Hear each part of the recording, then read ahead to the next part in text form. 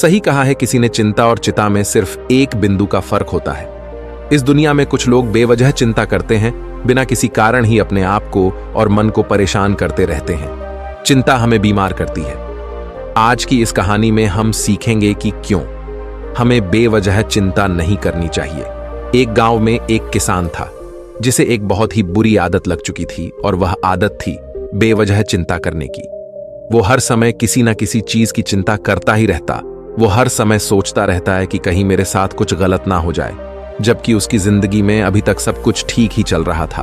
उसके पास एक बड़ा सा खेत था जिसमें अच्छी खासी फसल हो जाती थी।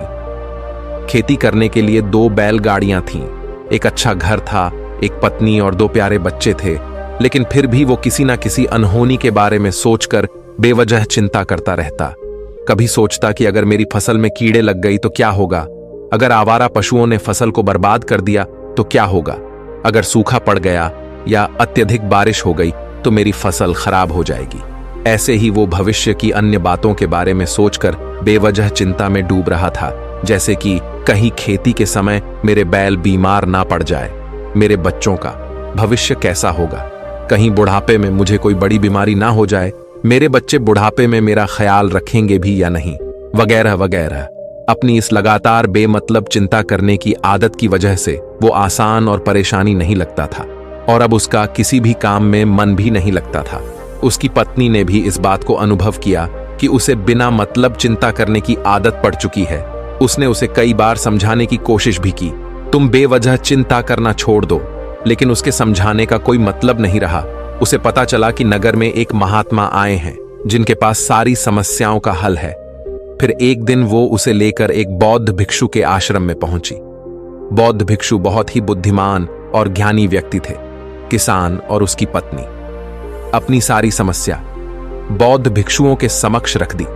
किसान ने कहा, महात्मा, मैं हर समय किसी न किसी बात की चिंता करता रहता हूं। मैं ज्यादातर उन बुरी चीजों के बारे में और फिर कभी अपना हाथ अपने सिर पर रखते तो कभी जमीन पर। वो बहुत ही चिंतित और बेचैन चकर चिंतित होता रहता हूं, जो अभी तक मेरे साथ हुई भी नहीं। किसान की समस्या को पूरे ध्यान से सुनने के बाद बौद्ध भिक्षु ने कहा, ठीक है, तुम दोनों कल सुबह आना और फिर मैं तुम्हें तुम्हारी समस्या का समाधान बता दूंगा। अगली सुबह जब किसान और उसकी पत्नी बौद्ध भिक्षु के आश्रम में पहुंचते हैं तो देखते हैं कि बौद्ध भिक्षु बहुत ही चिंतित अवस्था में जमीन पर पालथी मारकर बैठे हुए हैं और उनके सामने एक दूध से भरा गिलास रखा हुआ है।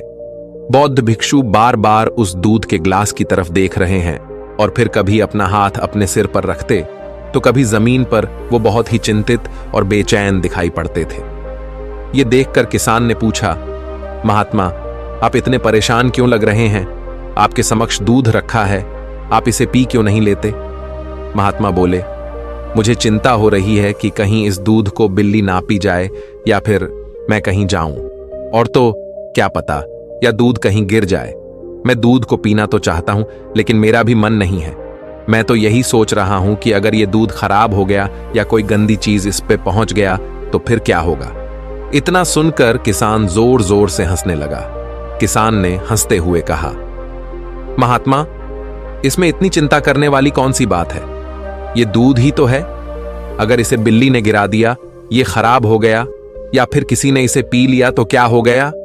ये आपको दोबारा मिल जाएगा, और वैसे भी आपका चिंता करना व्यर्थ है, क्योंकि ना तो अभी इसे बिल्ली ने गिराया है, ना ही खराब हुआ है, और ना ही अभी इसे किसी ने पिया है, और हो सकता है कि भविष्य में ऐसा हो भी न। किसान के मुंह से ये बातें सुनकर बौद्ध भिक्षु मुस्कुराए और बोले, मैं भी तो तुम्हें ही यही समझाने का प्रयास कर रहा हूं कि भविष्य की उन घटनाओं की चिंता करना व्यर्थ है जो अभी हमारे साथ हुई ही नहीं, और बहुत बड़ी संभावना है कि वो कभी होगी भी नहीं, और अगर हो भी गई तो जिस चीज को तुम्हें एक बार हासिल कर सकते हो उसे तुम दोबारा भी हासिल कर सकते हो, और अगर नहीं कर पाए तो कोई बात नहीं, क्योंकि समस्याओं के आने के साथ ही उन समस्याओं का सामना करने की हिम्मत भी अपने आप ही आ जाती है। ये बातें सुनने के बाद किसान को लगा जैसे किसी ने उसके गाल पर एक थप्पड़ मारकर उसे नींद से जगा दिया हो। उसे महसूस हुआ कि वो भी तो यही गलती कर रहा है। वो भी तो भविष्य की उन घटनाओं के बारे में सोचकर चिंतित हो रहा है जो अभी तक घाटी ही नहीं और शायद कभी घटेगी नहीं। वो और फिर बौद्ध भिक्षु के चरणों में गिर पड़ा और कहने लगा, इतनी आसान में मुझे मेरी गलती का एहसास करवाने के लिए आपका बहुत बहुत धन्यवाद, और मैं आज से पूरा प्रयास करूंगा, मैं बेवजह चिंता करना बंद कर दूंगा। जापान में एक लोकप्रिय कहावत है, अगर तुम चल रहे हो तो सिर्फ चलो, अगर तुम खा रहे हो तो सिर्फ खाओ, लेकिन एक समय में सिर्फ एक ही काम करो, चिंता ना करो। इस लोकप्रिय कहावत के अर्थ ने मुझे हैरान कर दिया था, और सच कहूं तो मुझे ऐसा लगता है कि कहावत के अर्थ में ही वो राज छुपा है जिससे अगर किसी ने अच्छे से समझ लिया और अपने जीवन में उतार लिया तो वो चिंता के बंधन से ही हमेशा हमेशा के लिए मुक्त हो जाएगा। इस कहावत के अर्थ के बारे में हम आगे बात करेंगे, लेकिन उससे पहले देखते हैं कि हमारे दिमाग में इस तरह के विचार से ज्यादा चल रहे होते हैं। पहला, क्या मैंने ये काम सही से किया? दूसरा, क्या मैं इसे और बेहतर कर सकता था? तीसरा, इसका परिणाम क्या होगा? और चौथा, लोग मेरे और मेरे काम के बारे में क्या सोच रहे होंगे? ये ऐसे कुछ विचार हैं जो हमारे दिमाग की सिस्टम में ज्यादातर समय चलते रहते हैं, लेकिन हमें पता नहीं चलता क्योंकि हमने इन विचारों के साथ जीना सीख लिया है। और हमारा दिमाग काम भी ऐसे ही करता है कि अगर हमने इसे किसी काम को कई बार करवा लिया तो फिर ये उसे अपनी आदत बना लेता है और फिर हमारे चाहे बिना भी उस काम को करने का प्रयास करता है। शुरुआत में तो हम किसी भी काम को अपनी इच्छा से पूरे होशो हवास में करते हैं, लेकिन बाद में वो हमारी आदत बन जाता है और फिर हम बस बेहोशी की हालत में बिना सोचे समझे उस काम को करते चले जाते हैं।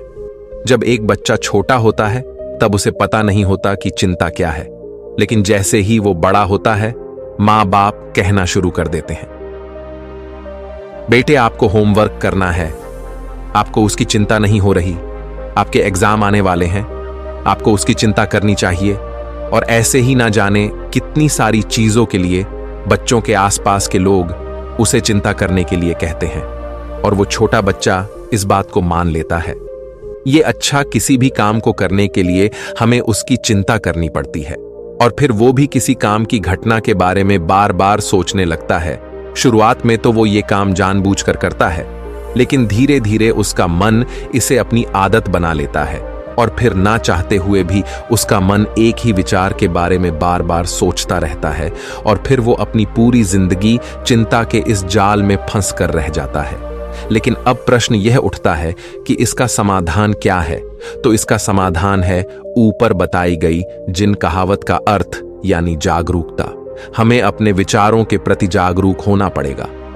हमें थोड़ी देर रुककर इस बात पर ध्यान देना होगा कि कहीं हम ना चाहते हुए भी एक ही घटना के बारे में तो बार बार नहीं सोच रहे हैं। हमें पूरी जागरूकता के साथ ये देखने का प्रयास करना होगा कि पूरे दिन हमारे अंदर इस तरह के विचार उठते रहते हैं। अब आप पूछ सकते हैं, केवल जागरूकता क्या करेगी? मैं कहता हूं, या काफी है? ये मन को शांत करने के लिए पर्याप्त है, मन को अपने स्वभाव का एहसास कराने के लिए पर्याप्त है। और जीवन में जागरूकता लाने का सबसे आसान तरीका है ध्यान करना। ध्यान करने के दौरान अपने विचारों पर ध्यान देना, और जब आप पूरी जागरूकता के साथ अपने विचारों पर ध्यान देना शुरू कर देंगे तब आप पाएंगे कि आपके मन में चलने वाले गैर जरूरी विचार एक एक करके अपने आप ही गायब होना शुरू हो जाएंगे और फिर आप एक आनंदित और शांत जीवन अनुभव कर पाएंगे। तो दोस्तों, कैसी ये कहानी आपको अच्छी लगी हो तो इस वीडियो को लाइक करें।